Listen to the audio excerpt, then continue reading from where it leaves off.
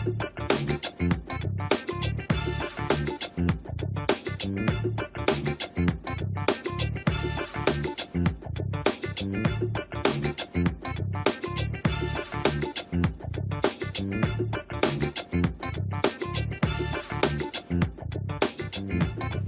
some carriers give you so little for your older busted phone you just end up living with it?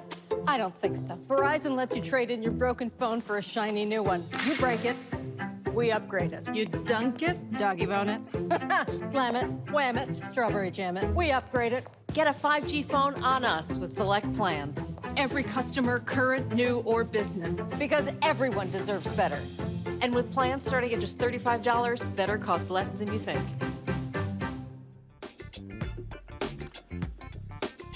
All right, folks, I am back from vacation. Today is Tuesday, December 14th, 2021. Welcome to Roland Martin Unfiltered on the Black Star Network, broadcasting from Atlanta. We'll be here all week for the Celebration Bowl.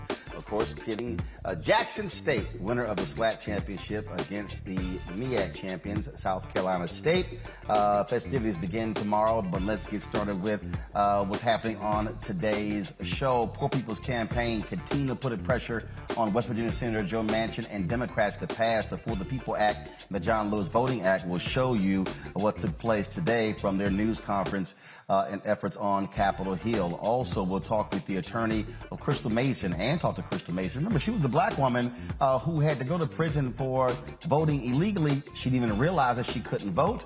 Now they are trying to file an appeal to get that case thrown out based upon a new law. We'll talk with both of them. Also on today's show, we'll talk about what's happening in D.C. as young folks are on a hunger strike fighting for democracy. We'll talk with one of the organizers. Also on the show, we'll cover the District of Columbia going after the white supremacists, the Proud Boys, for their role on January 6th during the insurrection. Speaking of January 6th, Fox News, eerily quiet, y'all. Very quiet. After Congresswoman Liz Cheney revealed yesterday the number of Fox News personalities who sent text messages to White House Chief of Staff Mark Meadows imploring Donald Trump to do something about those white domestic terrorists who were storming the Capitol. They've said nothing in the more than 24 hours since she revealed those text messages. Also, the Treasury Department unveils a program where billions of dollars will go to minority communities. We'll tell you about that. In addition to that, Kimberly Potter, the former cop in Minneapolis, she wants a judge, not the jury, deciding her fate. No surprise there. And a Detroit artist literally showing how the opposition of critical race theory is whitewashing history. We'll talk with him. In our marketplace segment, sponsored by Verizon, store-bought candles were making her sick, so she started her business by making her own. We'll talk with the creator of Baubles Beeswax. Plus, two crazy as white people stories. You don't want to miss these. And Joe Simon, the great soul singer, who later, of course, became a bishop in the Chicago area, passed away at the age of 78. We'll pay tribute to him. It is time to bring the funk on Roland Martin Unfiltered on the Black Star Network. Let's go. He's got it. Whatever the miss, he's on it. Whatever it is, he's got the scoop, the fact, the find. And when it breaks, he's right on time and it's rolling. Best believe he's knowing. Putting it down from sports to news to politics. With entertainment just for kicks, he's rolling. Yeah, it's on go, roll, roll, y'all. Yeah, it's Roland Martin, yeah. Rolling with Roland now. He's funk, he's fresh, he's real, the best, you know he's Roland Martin now.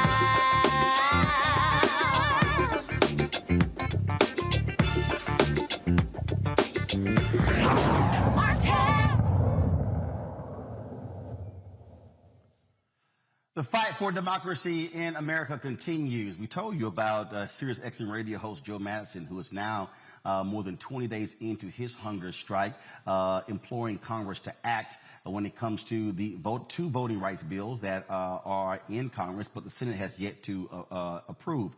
Now you have young folks all across the country who are doing their own hunger strike as well. It is about the fight for democracy, folks. That's what's going on. For the young folks, today is day 9 of their particular hunger strike. It has already gained momentum and even has secured them a meeting with Arizona Senator Kristen Sinema. she, of course, is one of the holdouts who doesn't want to end the filibuster, even for voting rights. Yet they did vote to end the filibuster to pass the debt limit. The strikers, they are also demanding a meeting with President Joe Biden and, again, the passage of the Freedom to Vote Act. Joining us right now is Kyla Frank, a hunger striker who joins us from D.C. Kyla, glad to have you here on Roland Martin Unfiltered. Explain to people why a hunger strike matters, why the hunger strike somehow could move Congress to act, the rationale behind it. Most definitely, and thank you so much for having me here today. We have been campaigning and organizing for the last 8 months around the issue of democracy reform. And again, the bill is still not passed. And so we have to escalate. We have to quite literally put our bodies on the line so our elected officials hear us, so they see us, and they know that how serious this issue is, not only to young people, but to every American who casts a ballot. So y'all have been able to secure a meeting with Arizona Senator Kristen Sinema, because she's been blowing off a whole lot of people. Yes, we did. And it was a great meeting. We definitely want to uplift Senator Sinema for not only voting yes on the Freedom to Vote Act and prioritizing this. However, there still needs to be a change within the Senate rules to allow movement on this bill, so the filibuster does not stand in our way and become an obstacle. But what does she say? Because she supported ending the filibuster to pass the bill to increase the debt ceiling. So this whole idea of being adamantly opposed to ending the filibuster, that's actually a lie, because they just did it. Unfortunately, and yes, the filibuster has been changed over 160 times. And so right now we have a unique moment in time where we're asking the Biden administration to prioritize this issue, to prioritize a change within the Senate rules to allow passage of the Freedom to Vote Act. And so Senator Sinema has said that she wants to see this bill passed. She has voted yes several times on this bill. But again, we need to see more prioritization within the Biden administration to get this bill across the finish line. And so you had the meeting with Sinema. When did that take place? How long was the meeting? Yeah, so it was last week, Thursday, and it was 20 to 30 minutes. So now y'all want to meet with President Joe Biden. Have you heard from the White House if he will actually commit to that meeting? Unfortunately, no. And again, we are right outside his doorstep. We will be out here indefinitely until he responds to us, meets with us, and prioritizes passing the Freedom to Vote Act this year. All right, then. Kyla Frank, we certainly appreciate you joining us. First of all, how many, what is the number up to now? How many students are now on the hunger strike? And are they solely in D.C. or are they other parts of the country too? Yeah, so we have 19 strikers here. Again, many have suffered significant health issues because of the strike and had to unfortunately end their strike. But we do have national support from students across the country. I'm personally on day 9 of my hunger strike, and so are about 17 other students. All right, then. Well, Kyla Frank, good luck with the hunger strike. Certainly hope that President Joe Biden takes that meeting and the Senate will move. Again, they made exceptions before to the filibuster, and they just did it for the debt limit. Well, I think they could do it now as well. Most definitely, and thank you so much for your support. We need it. All right, thank you so very much. Folks, today in the nation's capital, the Poor People's Campaign, Reverend Dr. William Barber, Reverend Liz Theo Harris, they continue their action on Capitol Hill, trying to pressure West Virginia Senator Joe Manchin and other Democrats to move on these voting bills. They are making the point that democracy is indeed at stake. Here's some what was said today at today's news conference. Y'all let me know when you have that video ready so we can roll it. Yesterday they had a massive car rally that went from West Virginia to the nation's capital. And so that's what happened on yesterday. And again, like I say, they have been putting the pressure on them. Reverend Dr. Barber has made it clear he will continue the pressure. Now, what's also interesting he spoke at a news conference today, how they told Reverend Barber that if he got arrested, they would hold him in jail. Now, of course, D.C. jail has been having issues when it comes to coronavirus and with COVID. And remember, he also has an autoimmune deficiency, and plus, he's also first has health issues.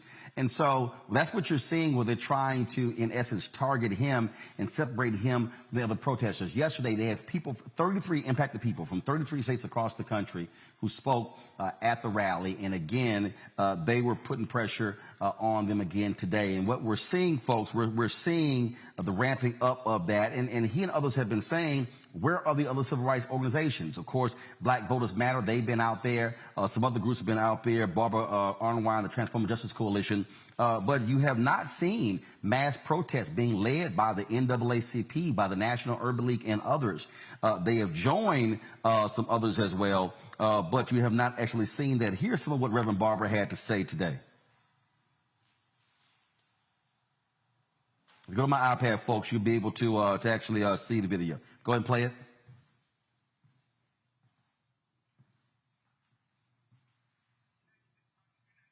All right, so we'll work on the audio issue to figure out what's going on with the audio problem here. And so let me know, folks, when we have that video ready there. Let me bring in my panel. I want to bring them in right now. Xavier Pope, host of Suit Up News, owner of the Pope Law Firm. Mustafa Santiago Ali, PhD, former senior advisor for the Environmental Justice EPA, and also Matt Manning, who also joins us, an attorney as well. And so we're going to play some of the video from that. I want to start with you, Xavier, because here's what's going on. Look, the clock is ticking. It is December 14th. The reality is this, that people have to understand the reason this bill has to get passed, because you have to have time to be able to implement the law. If Democrats keep running the clock out, if you get to January, like even we're hearing, hey, we might take action by, MLK Day. January 15th is too late, because once that primary season starts, judges are going to say, hey, too late. We can't change districts. We can't implement these changes. And so the pressure is on now to get this done. It has to happen this month. What is the delay, Roland? We're sitting here practically a year after an insurrection over Black votes and Black bodies. We know that this is necessary, and it hasn't happened. And we are tired of the lip service, and we need to have actual change. We shouldn't have people going on hunger strikes for their right to be able to participate equally in a democracy, and for other people to participate in democracy with them. You are absolutely correct. You have to be able to have the functionality of the law so that it doesn't get struck down in various different ways as you make it easier for people to vote. This is something that's fundamental to being a citizen of this country, and it shouldn't be impeded by racists in various jurisdictions that have been very swift across this country to make sure that the rights of African Americans to vote are being impeded at the ballot box. 10,000 West Virginians wrote letters to Senator Joe Manchin, and Mustafa, he hasn't responded to them at all. Now, he keeps saying, West Virginians, I'm representing them, but it's amazing how many West Virginians are saying, yeah, but you're not responding to us. But he is responding to the corporate interests who are funneling money to his campaign coffers. Yeah, Senator Manchin is so disconnected from everyday folks back in West Virginia. And many people know that I grew up in two places, in West Virginia and in Michigan. And it's interesting, the hypocrisy that he's been moving forward on is not only in this moment of all the folks from West Virginia who are asking him to do the right thing, to support the Build Back Better Act, to make sure that you're passing voting rights acts, but also in understanding the history of West Virginia, that when West Virginia was a part of Virginia, one of the big items was the fact that folks who are on the western side of the state felt that their vote wasn't being actually honored in that space. And they saw all the economic and other things that played out in that. So for him to be representing a state that understood what disproportionality looked like and to be disconnected from the process and be struggling to make that become a reality, for him to now in 2021 to be perpetuating those same bad behaviors that were going on all that time ago.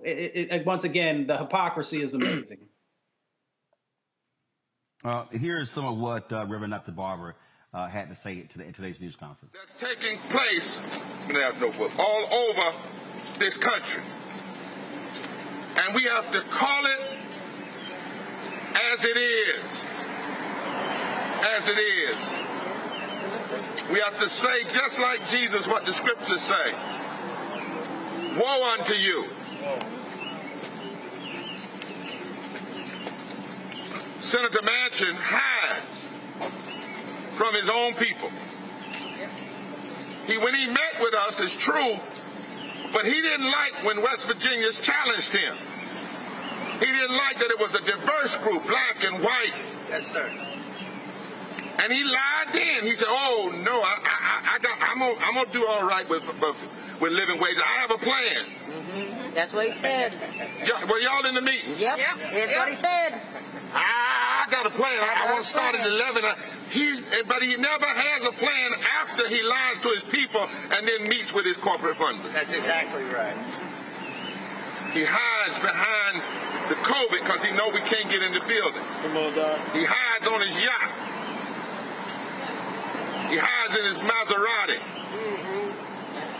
And as a bishop in the church, he hides behind his faith. That's right. Claims he's Catholic, but none of his positions are in line with Catholic social teaching. His positions are out of line with Catholic social justice teaching, out of line with a serious biblical critique. Y'all gonna ask Liz about that. She's the best biblical exegetical person I know. His positions are out of line with the Constitution. He's not working to establish justice, provide for the common good, ensure equal protection under the law, and his positions are out of line with competent economic facts. And he's allowed to lie. He comes out, does a press release conference, and most of the media never say, "Well, now what economist told you that?"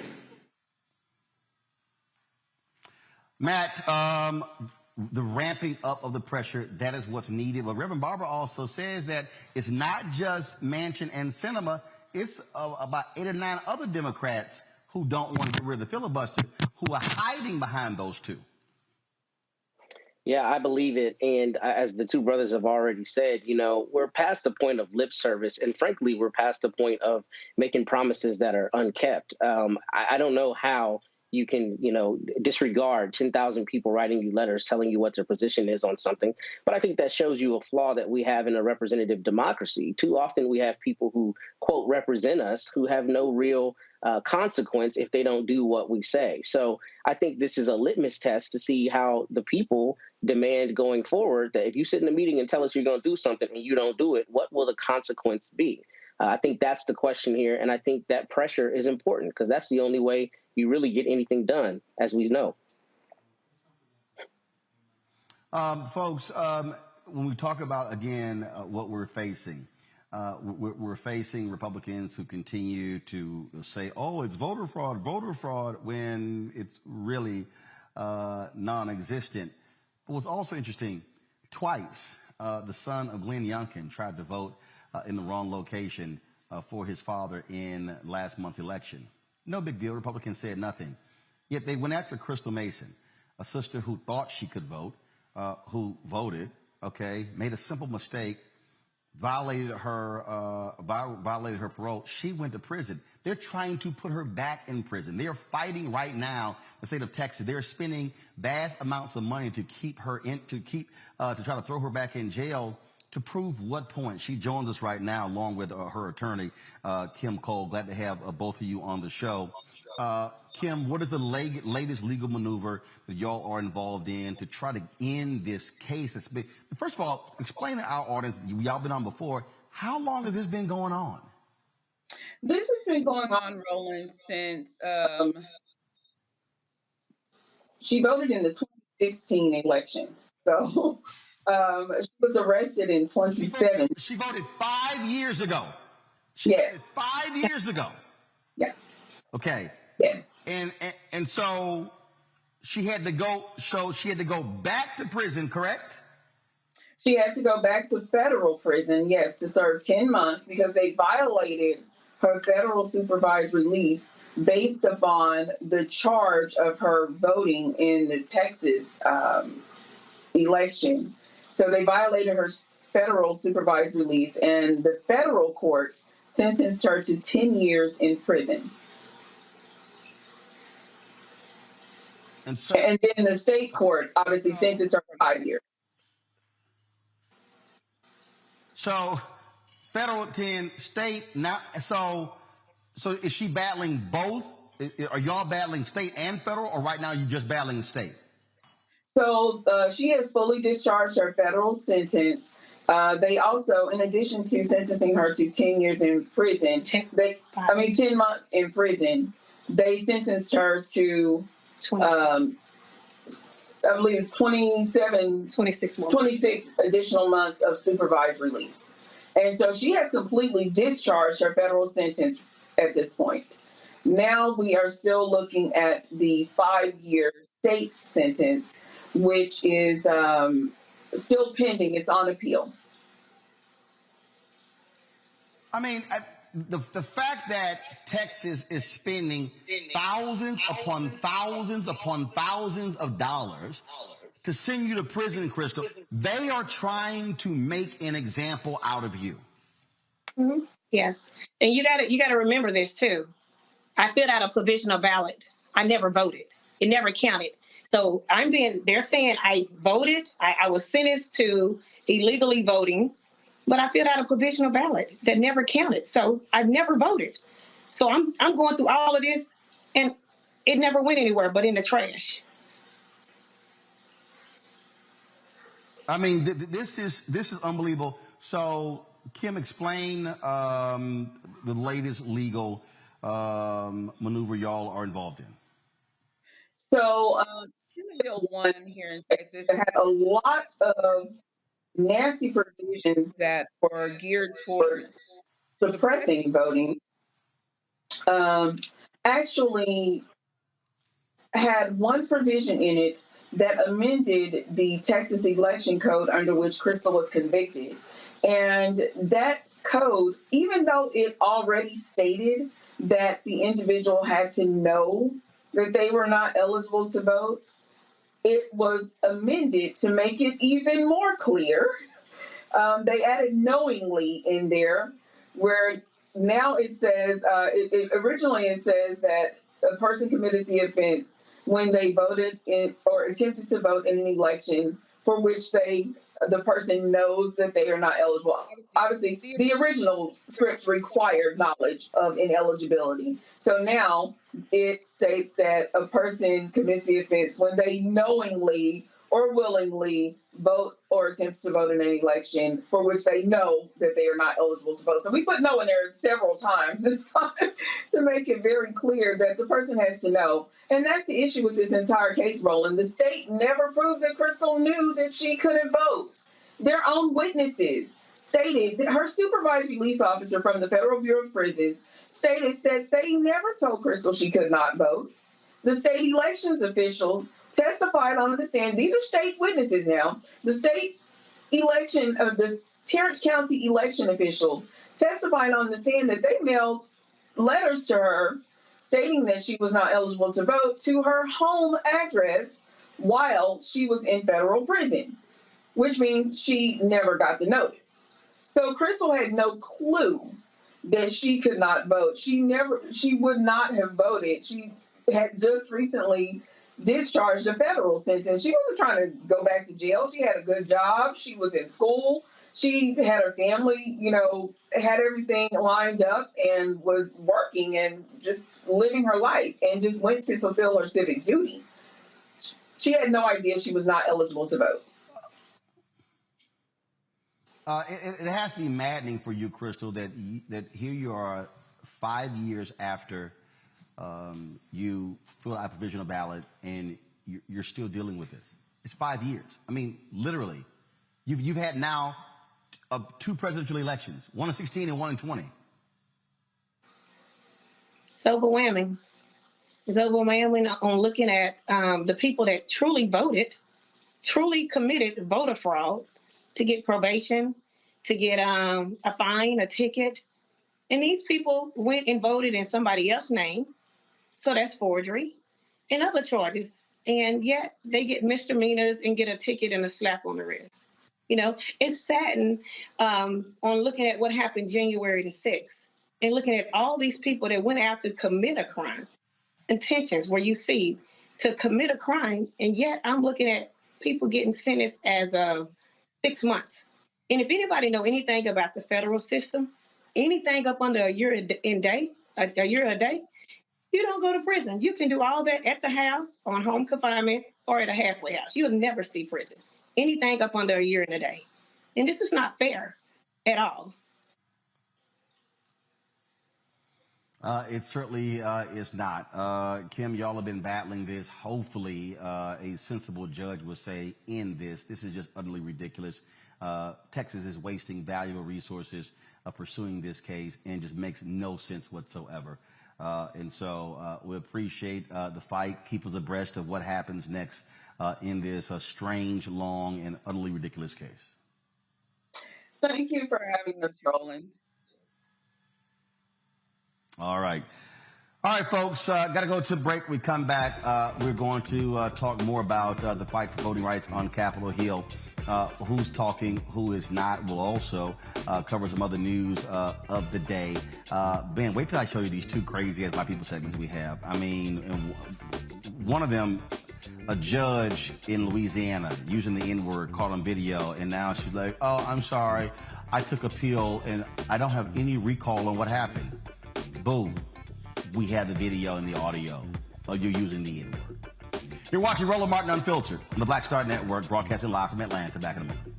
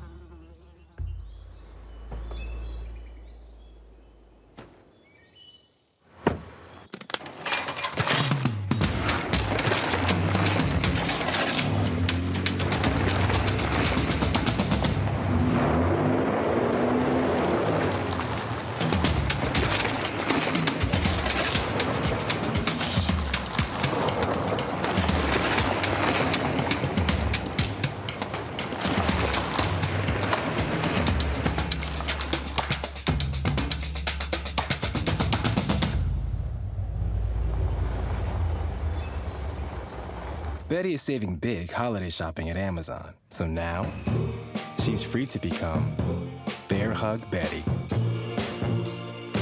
Settle in, kids. You'll be there a while. Ooh, where you going?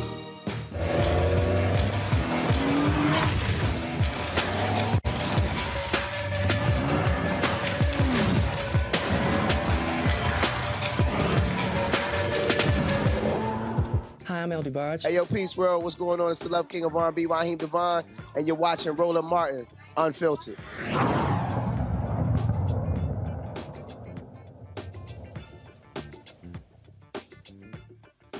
Folks, District of Columbia, they filed a lawsuit against the Proud Boys because of their actions on January 6th. Here is Attorney General Carl Racine making the announcement today. Specifically, we're bringing this lawsuit pursuant to local and federal laws, including the Ku Klux Klan Act of 1871, a Reconstruction-era federal law designed to protect our country against violent conspiracies, protect our citizens against violent conspiracies, like the attack that took place on January 6. In the complaint, which has been filed and is public, we specifically allege that these vigilantes, insurrectionists, and masters of a lawless mob conspired against the District of Columbia, its law enforcement officers and residents by planning, promoting, and participating in the violent attack on the United States Capitol. We further allege the named defendants caused substantial and provable damage to the District of Columbia, and in particular to our courageous law enforcement officers who risked their lives, and some even died, to defend the Capitol, the District, and our country's freedoms. As the Independent Attorney General, I have the responsibility to enforce our laws and hold these violent defendants accountable because they cause actual physical and financial harm to our city, its employees, and our residents. Now, the suit names several specific individuals accused of plotting the riot, outlines the events leading up to the riot, and accuses the groups of using the election results to recruit new members and using coordinated violence to intimidate the public and government. Now, if y'all want to really get a kick out of this here, yesterday, Congresswoman Liz Cheney, one of two Republicans who's on the January 6th Special Select Committee, she read aloud some of the text messages that were turned over to the committee from former White House Chief of Staff Mark Meadows, which came from a number of Fox News celebrities. Folks, it was riveting testimony. Oh, by the way, none of the conservative networks, Fox News, One American News, and Newsmax carried yesterday's hearing. I wonder why. Could it be because what the Fox News folks were saying privately in text messages, they've been saying something totally different publicly? This is yesterday. Watch this. These text messages leave no doubt the White House knew exactly what was happening here at the Capitol. Members of Congress, the press, and others wrote to Mark Meadows as the attack was underway. One text Mr. Meadows received said, quote, "We are under siege here at the Capitol." Another, quote, "They have breached the Capitol." In a third, Mark, "Protesters are literally storming the Capitol, breaking windows on doors, rushing in. Is Trump going to say something?" A fourth, "There's an armed standoff at the House chamber door." And another from someone inside the Capitol, "We are all helpless." Dozens of texts, including from Trump administration officials, urged immediate action by the president. Quote, "POTUS has to come out firmly and tell the protesters to dissipate. Someone is going to get killed." In another, Mark, "He needs to stop this now." A third, in all caps, "Tell them to go home." A fourth, and I quote, "POTUS needs to calm this shit down." Indeed, according to the records, multiple Fox News hosts knew the president needed to act immediately. They texted Mr. Meadows, and he has turned over those texts. Quote, "Mark, the president needs to tell people in the Capitol to go home. This is hurting all of us. He is destroying his legacy," Laura Ingraham wrote. "Please get him on TV. Destroying everything you have accomplished," Brian Kilmeade texted. Quote, "Can he make a statement? Ask people to leave the Capitol," Sean Hannity urged. As the violence continued, one of the president's sons texted Mr. Meadows, quote, "He's got to condemn this shit ASAP. The Capitol Police tweet is not enough," Donald Trump Jr. texted. Meadows responded, quote, "I'm pushing it hard. I agree." Still, President Trump did not immediately act. Donald Trump Jr. texted again and again, urging action by the president. Quote, "We need an Oval Office address. He has to lead now. It has gone too far and gotten out of hand," end quote. But hours passed without necessary action by the president. These non-privileged texts are further evidence of President Trump's supreme dereliction of duty during those 187 minutes. And Mr. Meadows' testimony will bear on another key question before this committee. Did Donald Trump, through action or inaction, corruptly seek to obstruct or impede Congress's official proceedings to count electoral votes? Mark Meadows' testimony is necessary to inform our legislative judgments. Yet he has refused to give any testimony at all, even regarding non-privileged topics. He is in contempt of Congress. All right, folks. Now, if y'all want a really good laugh, I told y'all. So Brian Kilmeade of Fox and Friends was one of the people who texted him. No mention today at all about these text messages. None. In fact, y'all gonna get a real kick out of this one here. None of the Fox News people. It was as if the story just didn't even exist today. That shows you how fraudulent these folks are. I'm going to play this for the panel, and I'm going to come back to you. And so the Washington Post put this together where they juxtapose text messages and what Fox personalities were actually saying on the air. It's amazing what they said privately, different from what they said publicly. Watch this. Quote, Mark, the president needs to tell people in the Capitol to go home. This is hurting all of us. He is destroying his legacy, Laura Ingraham wrote. The Capitol was under siege by people who can only be described as antithetical to the MAGA movement. Now, there were likely not all Trump supporters, and there are some reports that Antifa sympathizers may have been sprinkled throughout the crowd. Please get him on TV. Destroying everything you have accomplished, Brian Kilmeade texted. About how I feel about the whole thing, I just thought the tone, the attitude of defiance played out in the Capitol. The lack of security stunned me. I do not know Trump supporters that have ever demonstrated violence that I know of in a big situation. Quote, can he make a statement? Ask people to leave the Capitol, Sean Hannity urged. They knew there were hundreds of thousands of people that came to town. We also knew that there's always bad actors that will infiltrate large crowds. I don't care if they're radical left, radical right. I don't know who they are. They're not people I would support. One of the president's sons texted Mr. Meadows, quote, he's got to condemn this shit ASAP. The Capitol Police tweet is not enough, Donald Trump Jr. texted. Donald Trump Jr. texted again and again, urging action by the president. Quote, we need an Oval Office address. He has to lead now.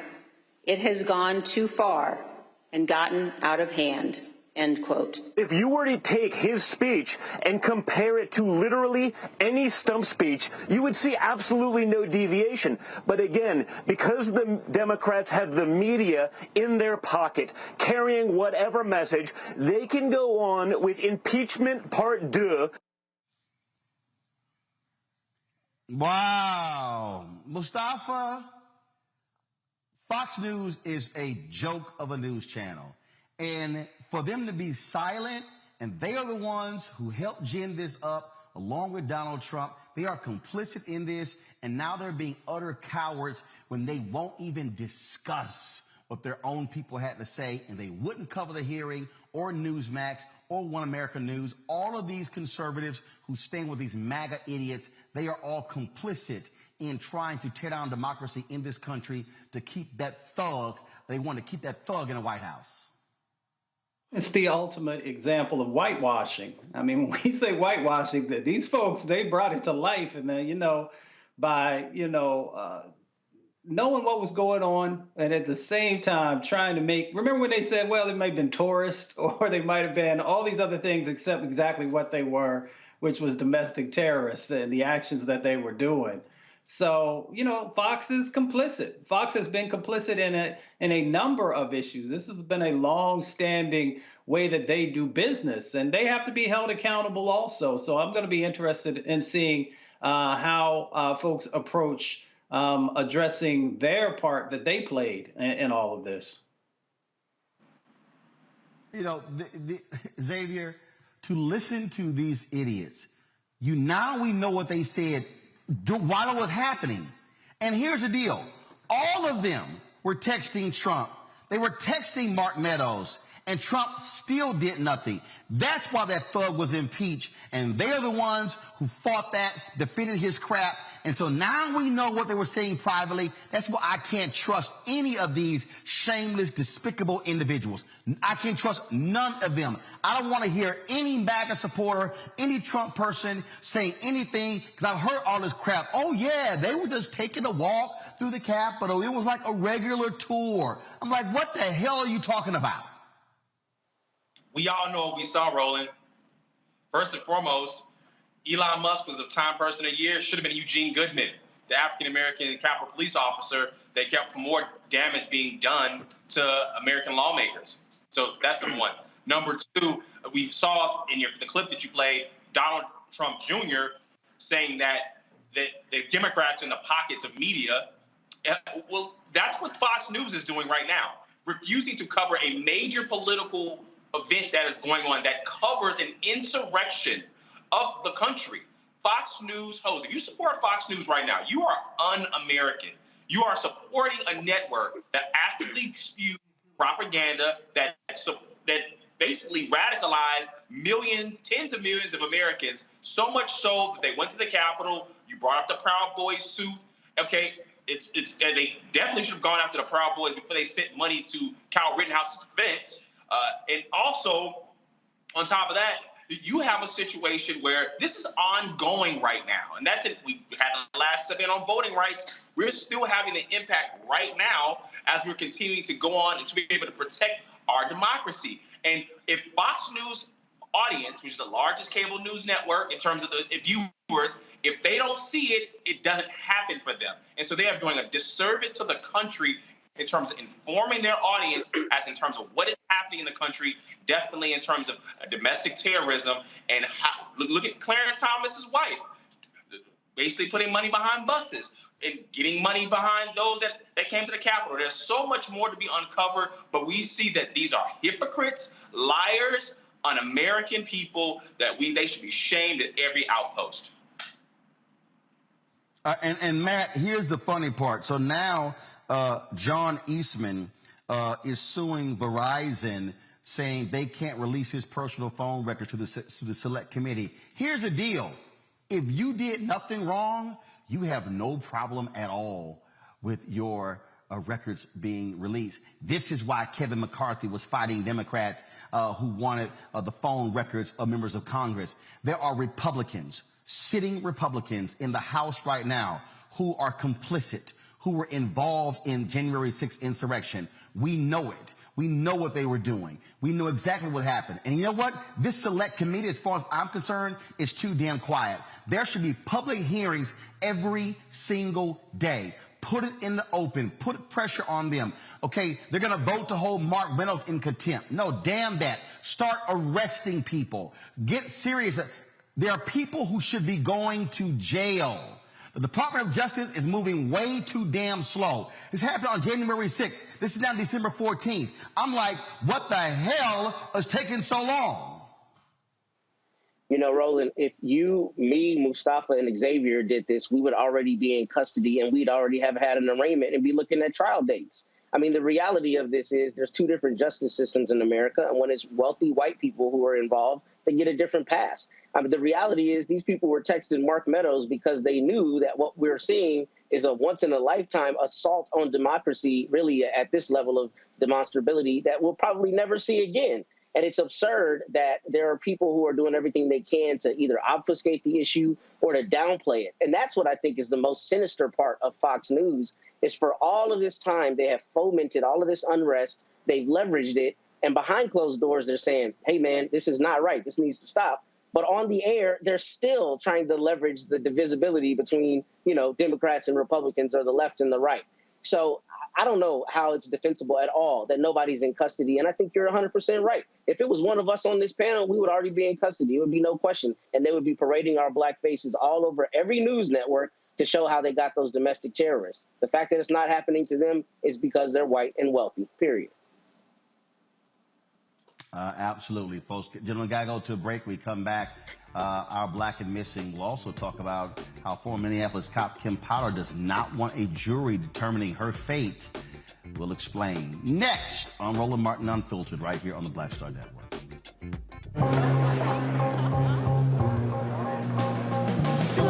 Are the stars out tonight?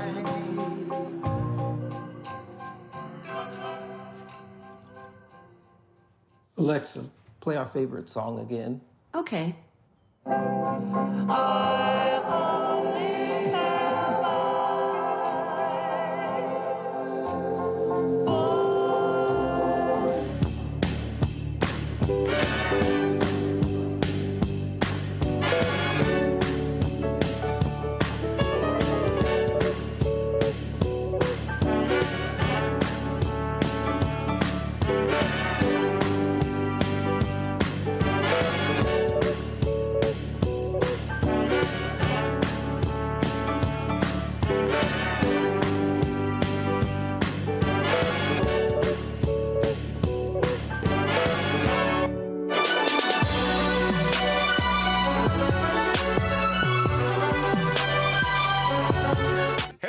I'm Godfrey, and you're watching Roland Martin Unfiltered, and while he's doing Unfiltered, I'm practicing the wobble.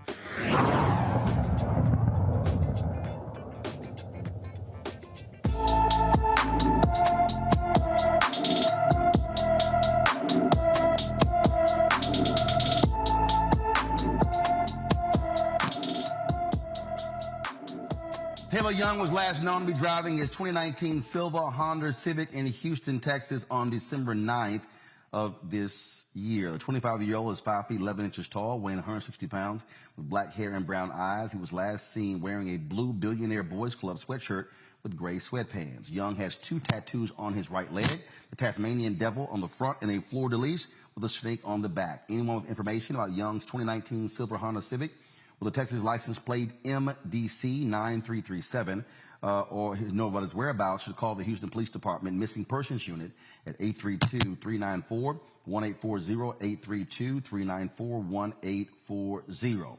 The trial of Kimberly Potter continues in Minneapolis. She is a former cop who was, of course, on trial for killing Dante Wright. Now, here's some of the testimony that took place today. The first line, use of force, is a matter of critical concern both to the public and the law enforcement community.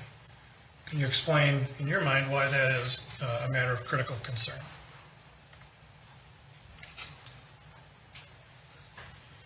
Not many jobs or professions or careers are you authorized and mandated in times to use force.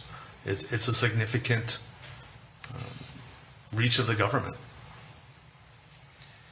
And so that's what's critical about it, right? I mean, use of force is significant, and it's going to play into any kind of ongoing relationship between the police or the government and the community and society. This, I think, just tries to signal how critical it can be. Now, the next paragraph talks about officers having an understanding and appreciation for their authority and limitations. Is that true? Yes. Why? We are, peace officers are in a unique role. We've got a unique set of responsibilities, tasks, mandates, and I want our officers to always be aware of that special position, that special job that they have.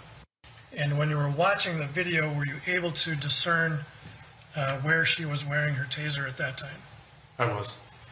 And I think the 2 slices of video are attempts at a closer up view of that, correct? Yes. But from watching the video, were you able to determine where she was wearing her taser? Yes. And where was she wearing it? On her left. It was on the left side of her duty belt. And when officers are wearing their taser, are there 2 different orientations that they can wear it in? Yes. And what are those 2 different orientations? I'm going to call them a cross draw and a reaction hand draw. Okay. And what's the difference? And if it would help to demonstrate to the jurors, if you want to stand up and just show them, you can do that if you want. The way I have mine oriented is for a cross draw. So I'm right-handed, right-hand dominant. I carry my handgun on my right side, carry my taser on my reaction side. So this holster is set up so that I would cross-draw, using my dominant hand to draw across my body. When I refer to a reaction hand draw, the taser would be oriented so the handle's aft, not forward, and you would use your reaction hand to draw the taser that way. So it basically which way the handle is pointed, whether it's going to be forward or aft. And Exhibit 382, can you tell which orientation Ms. Potter is wearing her taser? Reaction hand draw, yes. Brooklyn Center Police Commander Gary Fleslin testified that Kim Potter should have been familiar with the policies even as they evolved during her 26-year career.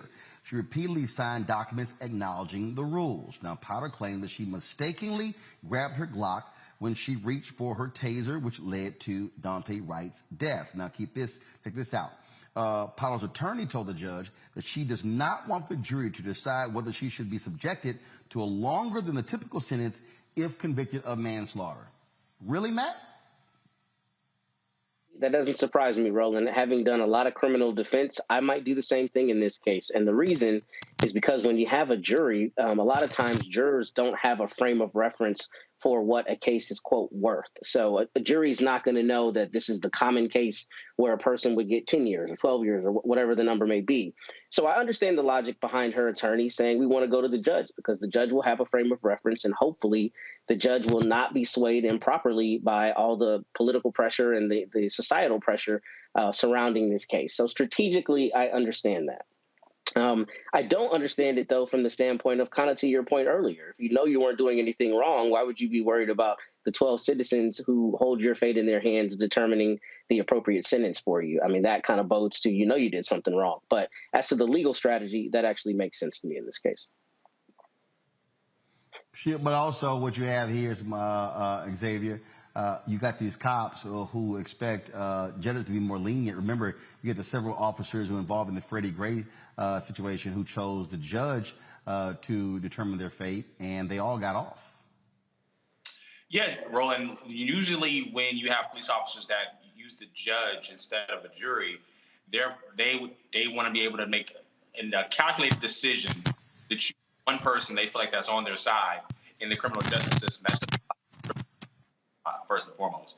The second thing is what does it say when we have our police officers who believe that judges are going to be lenient towards them and be on their side as opposed to interpreting the law, as opposed to the communities that they're supposed to serve? It says a lot about what police officers view themselves in position to what their relationship to the people in our society and the communities they're supposed to be serving. Mustafa. Everybody has to be judged equally, whether you're a police officer or you're somebody who's working in another occupation. If I go out and I kill somebody with my car, there are repercussions for the actions that I did or did not do. If I'm an airplane pilot and I cause a crash and people lose their life based upon me making the wrong decisions, there are repercussions for that. It's the same thing for police officers. If they make a mistake, then they also have to deal with the consequences of the situation. So, if we want to make sure that justice is fair and equitable, then we got to also make sure that on the other side of the equation, when somebody is possibly guilty of something, that they actually have to go through the same process. All right, folks, hold tight 1 second. Got to go to break. We come back. We'll tell you about the latest in the Jelani Day case. The brother in Illinois was found dead in the river. And also, remember the former NFL player who shot and killed several people in South Carolina? Brother had CTE. We'll tell you those details as well. Plus, we'll talk with the artist who dealt with the issue of critical race theory. Isn't it interesting how that's no longer a thing now the election is over? It's as if it just magically disappeared. Because it was never a thing. You're watching Roland Martin Unfiltered right here on the Black Star Network.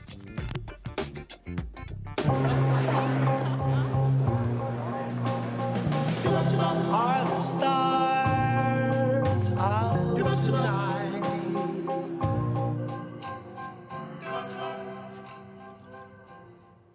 Alexa, play our favorite song again. Okay.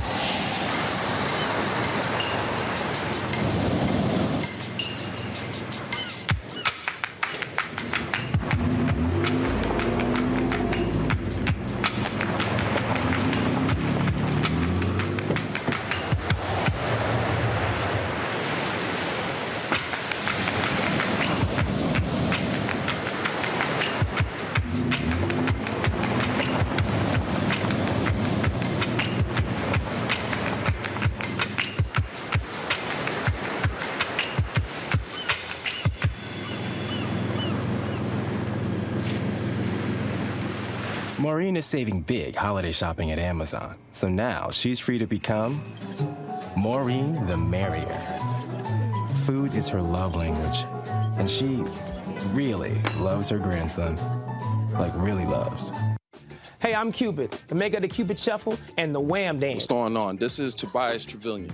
And if you're ready, you are listening to and you are watching Roland Martin Unfiltered.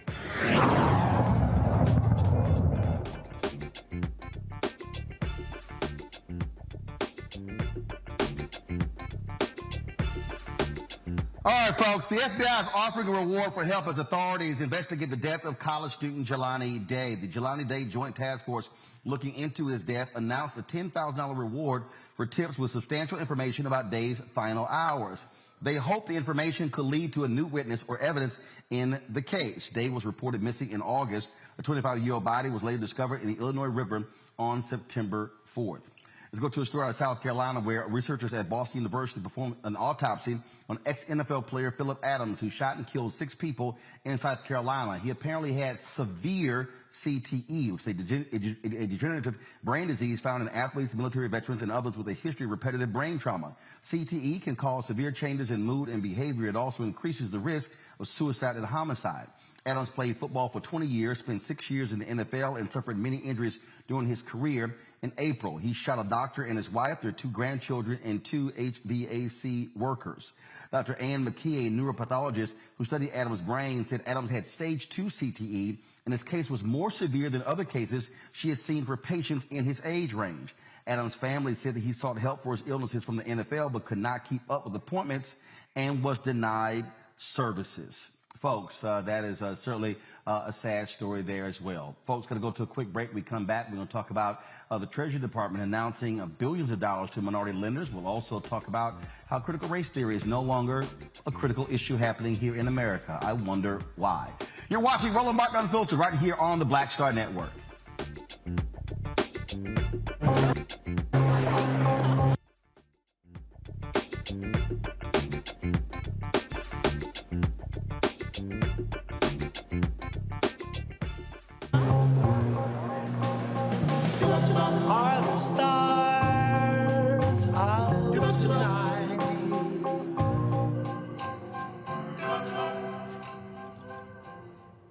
Alexa, play our favorite song again. Okay.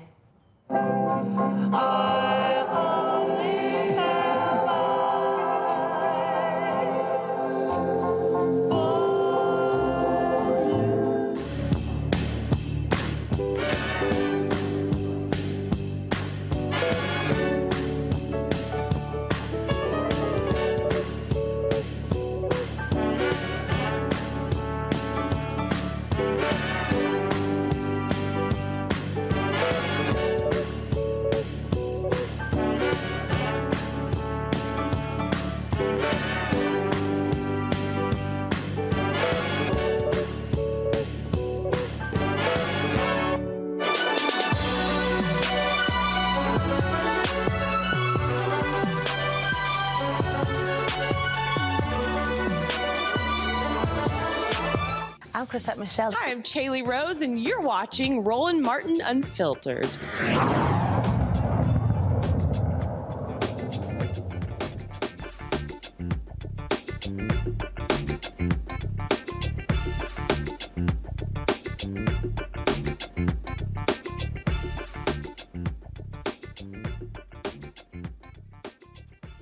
All right, folks, the Treasury Department is going to release $8.7 billion to minority communities to help small businesses and those who lack access to banking. The Emergency Capital Investment Program, those funds will go to 186 community-based financial institutions. Today, at an event at the Treasury Department, recognizing the Freedmen's Bank, of course, which was created after the Civil War. Vice President Kamala Harris and Treasury Secretary Janet Yellen made the announcement and said it is going to help those in need. We're here today because in many ways we're still living with both that aspiration and that tragedy. The Vice President just described this very well. From Reconstruction to Jim Crow to the present day, our economy has never worked fairly for Black Americans or really for any American of color. Well, since stepping foot in this building last January, we have tried to change that, to finally make good on the aspiration of the Freedmen's Bank by transforming how Treasury works. We've completed Treasury's first equity review, looking across the department and asking, where are our operations not as inclusive as they could be? We've brought on the most diverse leadership team in Treasury's history. Here's what I know to be true. America is a nation that is driven by the ambition and the aspirations of her people. But I also know that in America today, deep racial disparities continue to hold people back from achieving all they can. Today, the wealth gap persists. Today, the homeownership gap persists. Today, access to capital is unequal. As one example, Black entrepreneurs are 3 times more likely to report that a lack of access to capital negatively affects their profit margins.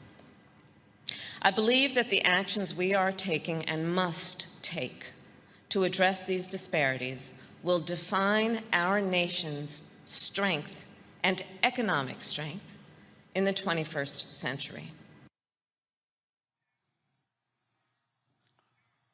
Black Americans make up 13.4% of American population, yet hold 43% of household wealth, and half of a Black American's household wealth is in the form of pension entitlements. Mustafa, this is one of those things that somebody who is, of course, watching may say, oh, okay, what's the big deal? $8.3 billion to these institutions, but these institutions are largely the ones that serve Black and other people of color when it comes to providing loans and things along those lines. That is significant. Yeah, it helps us to begin the long journey of addressing the wealth gap that still exists in our country that the Vice President was talking about, that Secretary Yellen was talking about.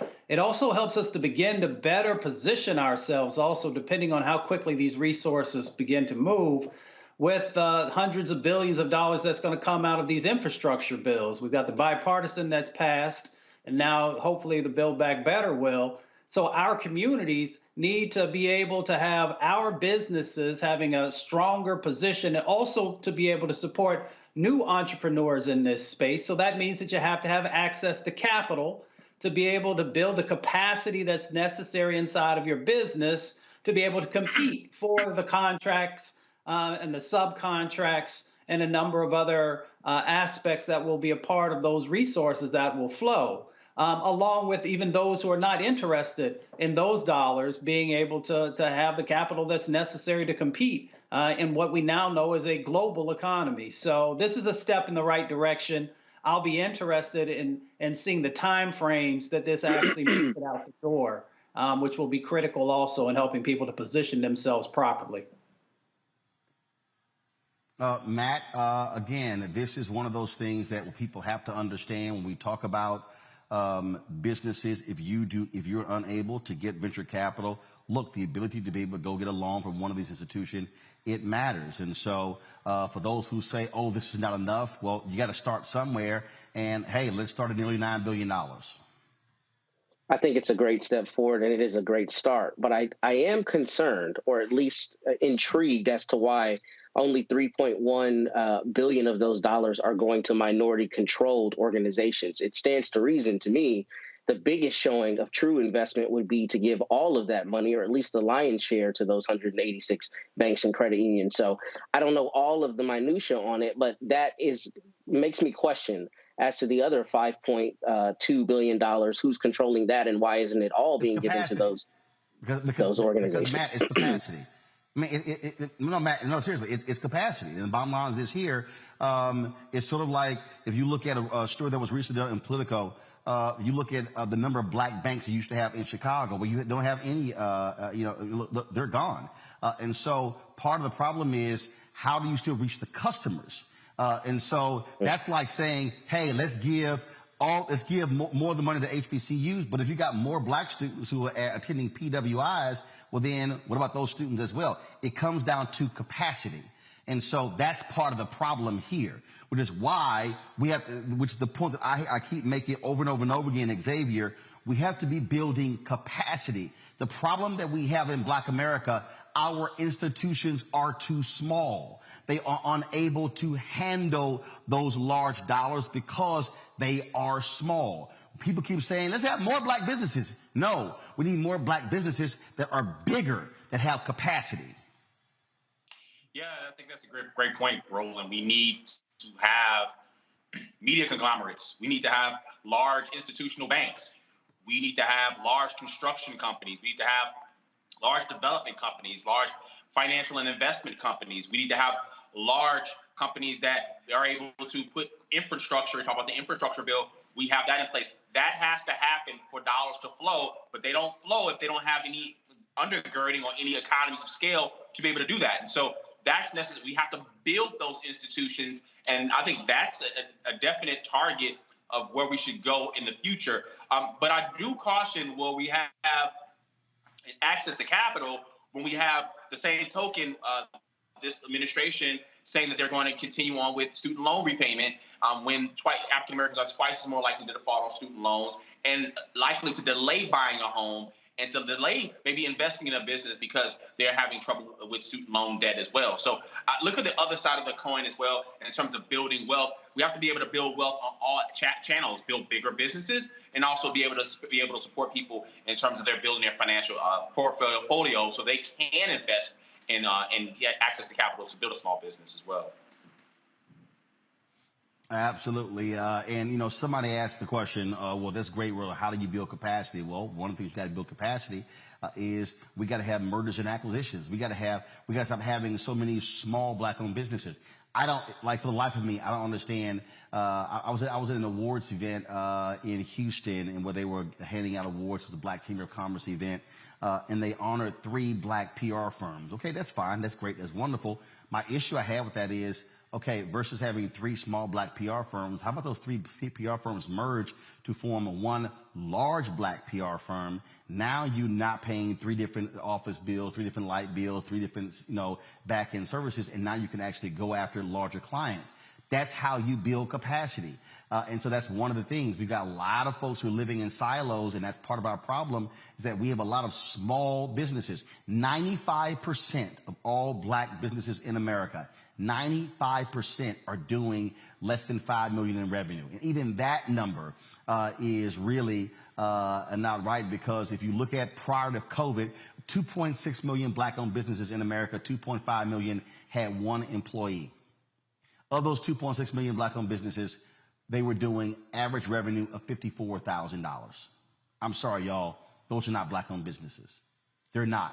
It's capacity. We got to be able to, where we have, and remember, in the United States, they classify small businesses as having 500 employees or less. 2.5 out of the 2.6 million black-owned businesses, 1 employee. They're sole proprietors. That, folks, is not going to cut it. That's why these resources matter. All right, got to go to a break. We come back. We're going to talk critical race theory. What happened to that? I thought that was like the next to the democracy, the most important issue in America. It's just disappeared. An artist next will talk about his viral painting that has a lot of people talking about this very issue. We'll just talk with him next on Roland Martin Unfiltered on the Black Star Network.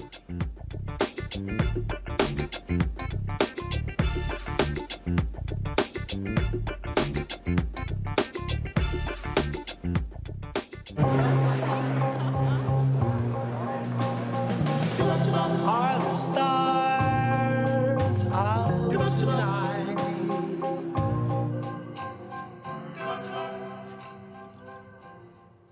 Alexa, play our favorite song again. Okay.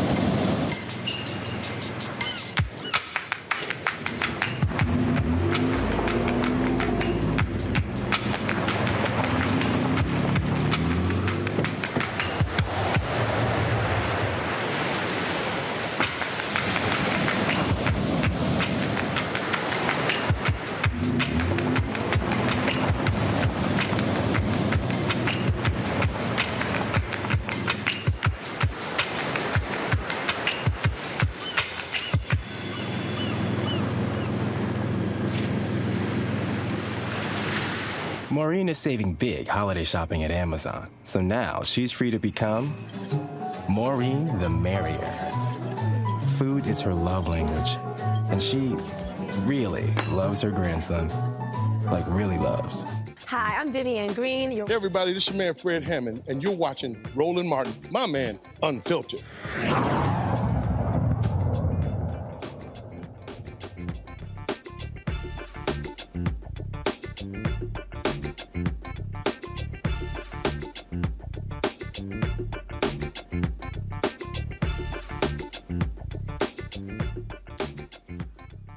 All right, an artist from Detroit has gone viral with this painting, which deals with critical race theory. Check this out. Joining us now to discuss his work is Jonathan Harris. Jonathan, glad to have you on the show. All of a sudden, first of all, critical race theory was all the rage in July, August, September, October. I told everybody what the white folks are doing, these conservative white folks. They had to gin up something to get white people upset and angry, and they did. And all of a sudden, they're showing up at school board meetings and all this sort of stuff, and now it's as if it's no longer a thing. Yeah, I understand, but I'm just really concerned about our history and my people's history. So I just wanted to document something with this piece that'll stand the test of time. So when we talk about the history, I mean, but see, I try to explain to people again, it was about critical race theory. They want to associate anything dealing with race, anything dealing with diversity, anything dealing with equity. Don't want any of it because this is white fear, the fear of a changing America, that an emerging majority is people of color. They can't stand that. That's what this whole thing is about. Yeah, it's difficult. It's so much going on with critical race theory and like you said, like the fear that people that don't look like us have. But I just want to document, my feeling on it. And I just wanted to know, people to see how I felt about it with this piece. So that's where I'm at with it. Questions from my panel. First off, Mustafa, what you got for Jonathan? Well, Jonathan, shout out to everybody back in the D on Freeland Street where my fam is at. You know, when you first began this journey of trying to highlight and keep our history alive, was the first set of images that we see, was at the beginning of the process, or were there other individuals that you thought about highlighting as well? Well, I had probably three main ideas at first, and then I decided to stick with this one because I felt like it would be more powerful. I wanted people to question what was really going on here, and not see something that's very blatantly obvious. So to answer your question, this was not the original idea. But when I was working on this one, I knew that I only wanted it to be about three key figures from our history that people that don't look like me know who they are, and it wouldn't really be no question about who they are and why they're being covered up. It had to be answered. Matt? I'm sure, Jonathan, let me first say, man, it's a brilliant piece, and I appreciate you documenting our history the way you have. But I'm sure you've gotten a lot of pushback from this. So what have particularly non-Black artists, if any, said about this? What has the response been? And have you seen people saying, well, I don't think it's really whitewashing history, trying to add some nuance to what we know is actually happening? Have you had that phenomenon occur? Yeah, when I originally had found out that it had went viral, as people said, somebody had told me they had put something in me to start going down a rabbit hole. And when I did that on Twitter, I found a lot of other outlets, like, Republican outlets that had picked it up. And the threads, they were just so long, I had began to read. And it was kind of disturbing, but that's part of the problem. This has to be talked about. We can't move forward to the future if we can rectify the past. And America's history, it was not a Disney movie, and they trying to make it like it's a Disney movie. It's not. If it was M. Night Shyamalan, it has to be M. Night Shyamalan. Xavier. Jonathan, a great piece. Traditionally in our hip hop culture, graffiti art has been sprayed on various walls of various subways and various places all around urban communities.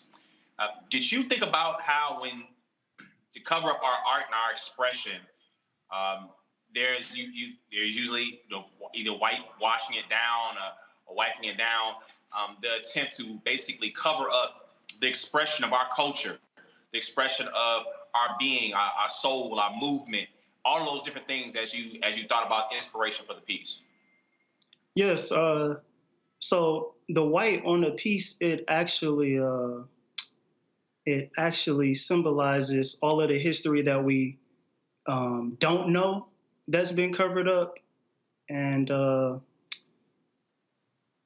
I just believe that changing the history to what they would like to change it to, that's like a beast that's never full. Once we give them something, they'll keep coming back and wanting more and more and more. And eventually it'll get to the point where they'll question teaching Martin Luther King, Harriet Tubman, and Malcolm X. And I don't want that, and I'm doing everything to stop that with my ability. Thank you. We have a children's book. I take it that you got a lot of response from folks. Are people trying to get you to make copies of this? And people are asking, where can they actually get this piece? Yes. Well, the piece has sold the first day of my last show. I did have a limited edition prints online, 250 of them signed and numbered. Those actually sold out today in about 2 days. And I won't be making another one. I want this one to stand alone and stand the test of time. So it's a one-of-one. All right, you passed up a lot of money. It's not about the money for me. It's really not about the money for me. I don't sell art. I just paint what's in my heart, and if somebody chooses to buy it, thank you. All right. Jonathan Harris, we certainly appreciate it. Tell people where they can watch, go take a look at more of your stuff. My Instagram is at artyou.gifted. That's ARTYOU gifted. My Facebook is Jonathan Harris Art. I'm John Harris on Facebook. John Harris Art on Twitter. That's it. All right, then. Jonathan, we certainly appreciate it. Thank you for joining us. Thanks for having me.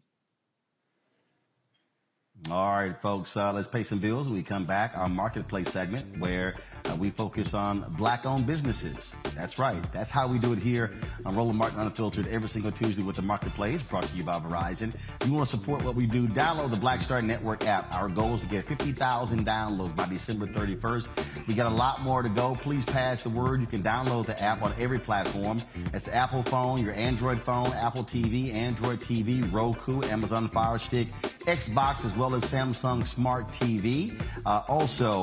Your dollars goes to allow us to do what we do, supporting this show. So please join our Bring the Funk fan club, where every dollar you give, again, allows us to be able to travel to places like here in Atlanta to cover the Celebration Bowl. We're going to be going to events all week, live streaming stuff beginning tomorrow. So we want you to support us. And so please do so by Cash App, $RM Unfiltered. PayPal is R Martin Unfiltered. Venmo is RM Unfiltered. Zelle is Roland@RolandSMartin.com. Roland@RolandMartinUnfiltered.com. Got to go to break. When we come back, Marketplace brought to you by Verizon right here on Roland Martin Unfiltered on the Black Star Network. Broadcasting live from Atlanta. Betty is saving big holiday shopping at Amazon. So now, she's free to become Bear Hug Betty. Settle in, kids. You'll be there a while. Ooh, where you going? You know how some carriers give you so little for your older busted phone you just end up living with it? I don't think so. Verizon lets you trade in your broken phone for a shiny new one. You break it, we upgrade it. You dunk it, doggy bone it. Slam it, wham it, strawberry jam it. We upgrade it. Get a 5G phone on us with select plans. Every customer, current, new, or business. Because everyone deserves better. And with plans starting at just $35, better costs less than you think.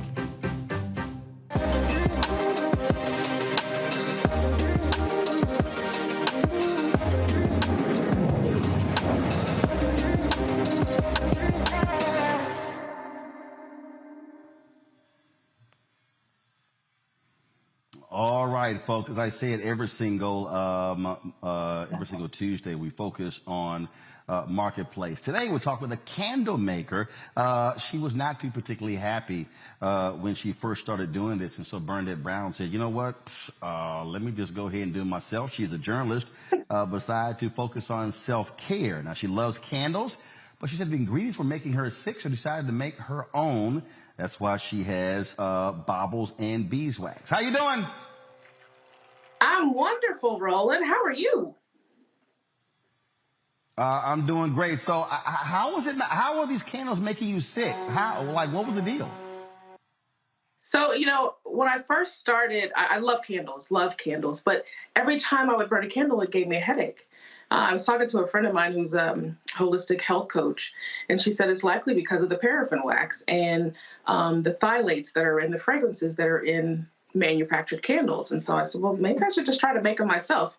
Can't be that too, hard of a process, which I learned it actually is a very hard process. I started making them on my own and fell in love with it. And so did my friends and family, and a business was born. And it was great to actually create something. I deal in facts every day as a journalist. And so getting to use my creativity was wonderful.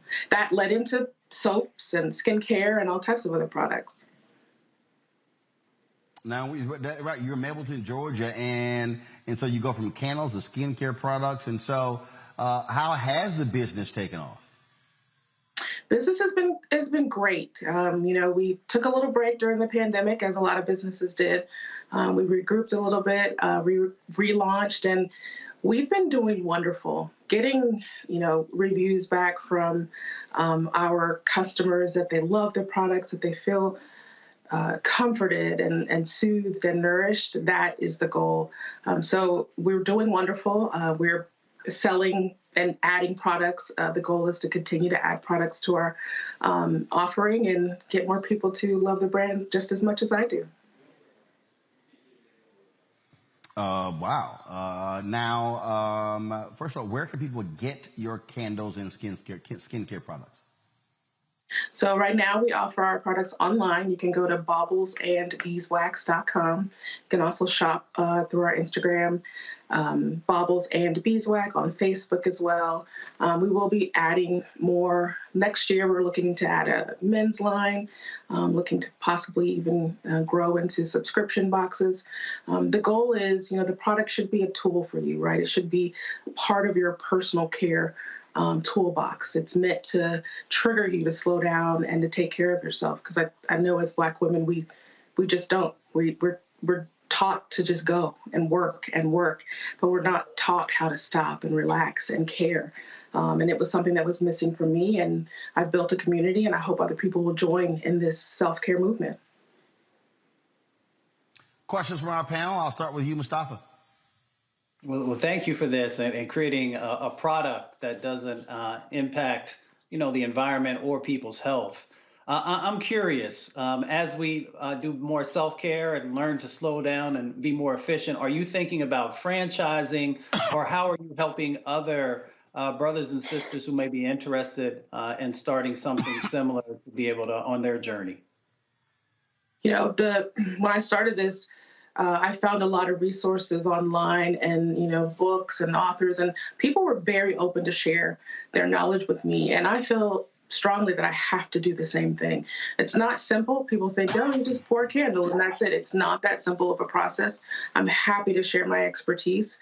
And the growth will be in normalizing the conversation around how we take care of ourselves, in moving from a guilty pleasure to an everyday practical luxury that we should be giving ourselves, this gift to ourselves. And hopefully as we add more products and look to increase. I don't see it franchising, but because I love making the products, and so I do want to have my hands in it. The recipe formulation and creating that part is just a joy for me. But definitely adding employees and getting a bigger workshop, all that is in our future. Matt? Well, let me first say I wish you great prosperity. It looks like your products are incredible, and I appreciate all of the mindfulness and intentionality you've put into making them. But I have a simple question. I know what I'm getting Big Mama for Christmas, so if I order it, do I still have time to get it? That's my question. Sir, I got you. Yes, and yes. You ordered it, I'm going to put it in the mail tomorrow. Perfect. All right. Thank you. All right. Well, we're going to have to get some of your candles. On Monday, I'm going to be back in the studio, debuting our new studio. We're going to be showing everybody what it looks like. And so I think might want to put some of the candles on the shelves there. So hopefully. I got a box coming to you. It's the dynamic collection, because I think that pretty much sums you up. Okay. Dynamic. Well, I appreciate it. So look, congratulations on this. Did you give up journalism completely to focus on being an entrepreneur? I have not. Facts first for me, and I still love storytelling and leading my team. I'm just able to, devote time in other places, and it does fuel me. So still a journalist, entrepreneur as well. All right. Sounds great. Well, Bernadette, congratulations. Good luck. Thank Again, you. baublesandbeeswax.com. Folks, y'all go check it out. We appreciate you joining us on Marketplace presented by Verizon. Thanks a lot. Thank you. All right, folks, got to go to a break. When we come back, woo! I got two crazy ass white people for you. Y'all about to trip out next on Roland Martin Unfiltered on the Black Star Network.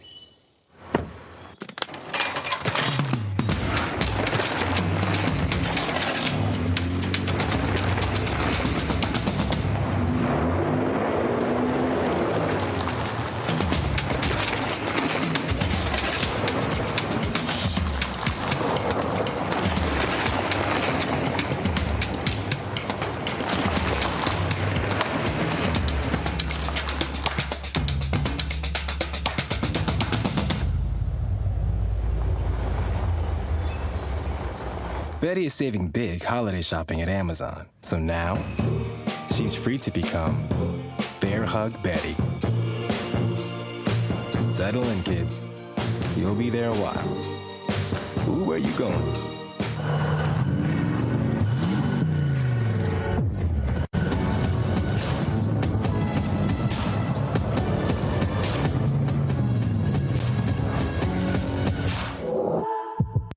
Yo, it's your man Deion Cole from Blackish, and you're watching Roland Martin Unfiltered. Stay woke.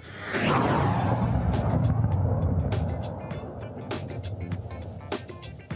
charcoal grills are allowed. I'm white. I got you, Carl. Illegally selling water without a permit on my property. Whoa! Hey! You don't live here. I'm uncomfortable. This is quite the interesting story here. All right. A Louisiana judge is saying, I don't remember this happening.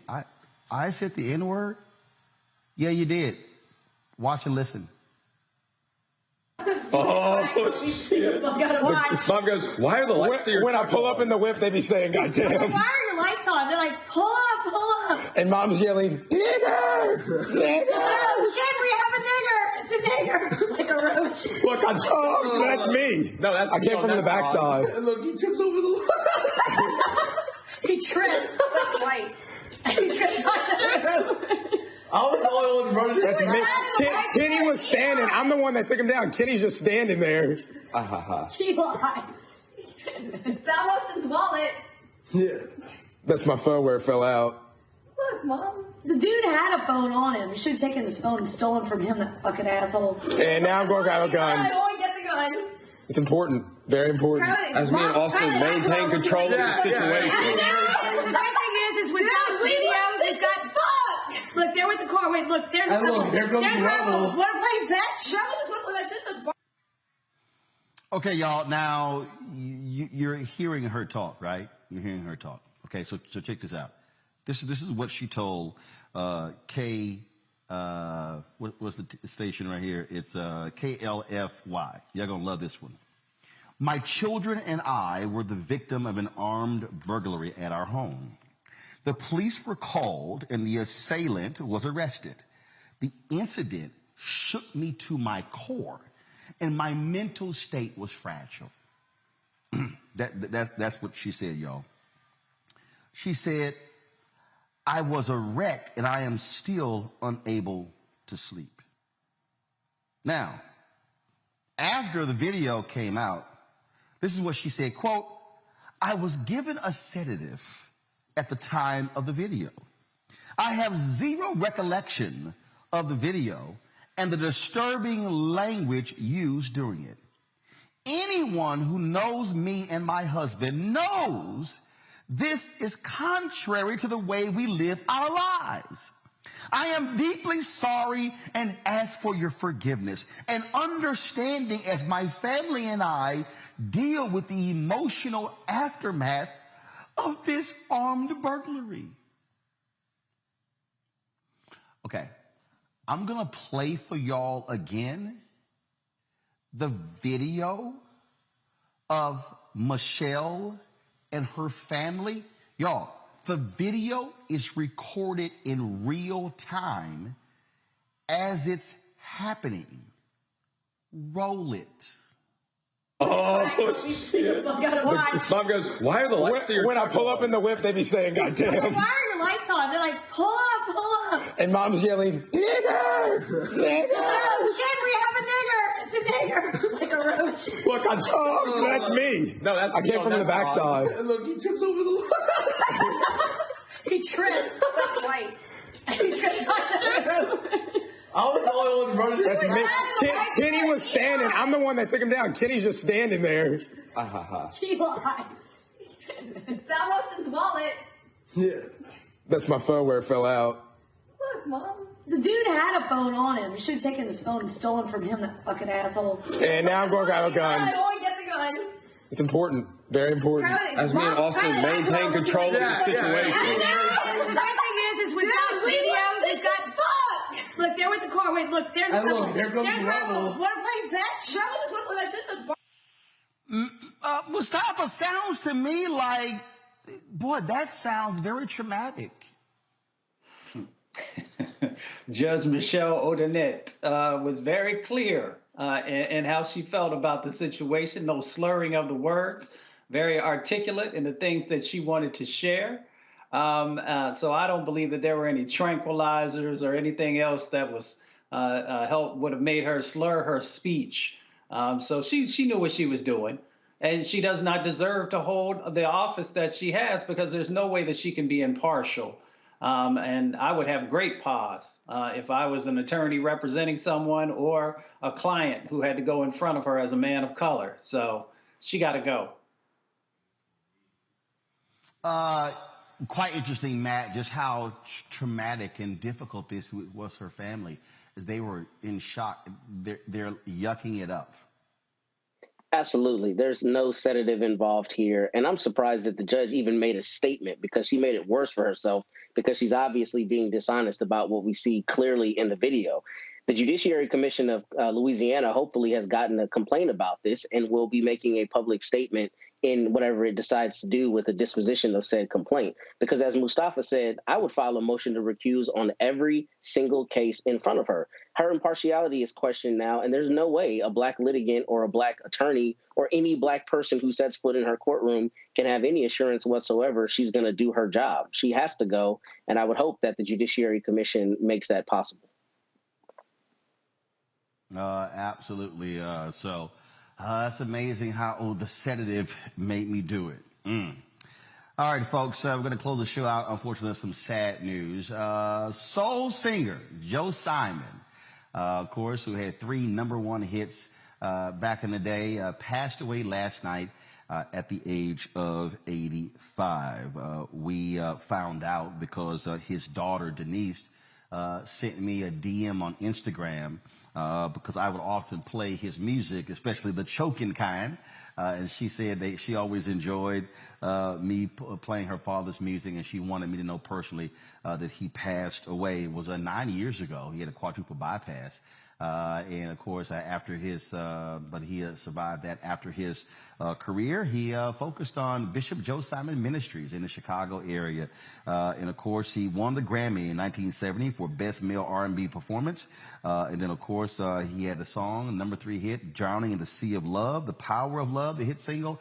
And again, the choking kind. So condolences go out to the family of Joe Simon, who passed away at the age of 85. Folks, that is it for us here from Atlanta. Let me thank Matt, Mustafa, and Xavier for joining us on today's panel. Tomorrow we got a great treat. We're going to be from the world of Coca-Cola here in Atlanta. The Celebration Bowl, which pits the MEAC and SWAC champions, South Carolina State versus Jackson State. It's going to be taking place on Saturday. We, of course, are partnered with Coca-Cola. We're going to begin we're going to be live tomorrow from 6 to 10 p.m. That's right, 4 hours tomorrow. Both teams will be arriving. Our cameras will be there to capture them. Some great things happening. Delta, normally these teams travel to the game by bus, but Delta wanted them to travel like other teams, and so Delta dispatched charter planes to pick up both teams. They're flying them in to Atlanta. They'll land at 4 p.m. Our cameras will be there to capture that, and then, of course, they'll be coming to downtown Atlanta. We'll be there as well. So a lot of things happening there. They're going to have chefs there. Celebrity chefs are going to be on site.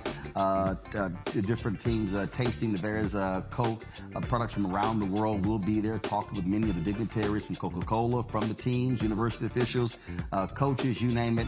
And so we're looking forward to our live coverage of the Celebration Bowl beginning tomorrow right here in Atlanta. And so that is it for me, folks. I'll see you tomorrow right here on Roland Martin Unfiltered. Don't forget, download our app, the Black Star Network. All platforms, Apple phone, Android phone, Apple TV, Android TV, Roku, Amazon Fire TV, Xbox, as well as Samsung Smart TV. So you can get us everywhere.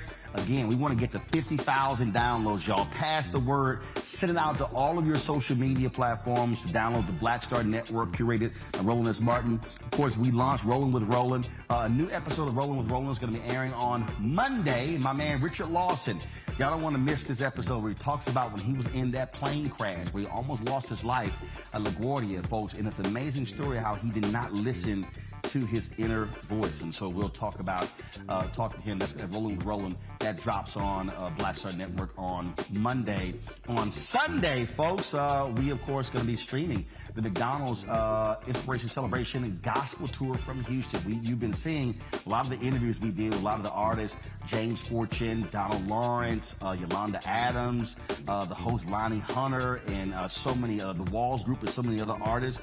Well, we're going to actually stream for you 3 p.m. Eastern, that concert on Sunday. So a lot of things happening, y'all, right here on Roland Martin Unfiltered and the Black Star Network. Please support what we do, Black owned, Black controlled. We don't ask anybody for what we do. That's why we cover the news, we cover our culture, we cover entertainment, we cover all of it because we're about being unapologetic and, of course, unfiltered. I'll see you tomorrow right here. Y'all take care. Holla!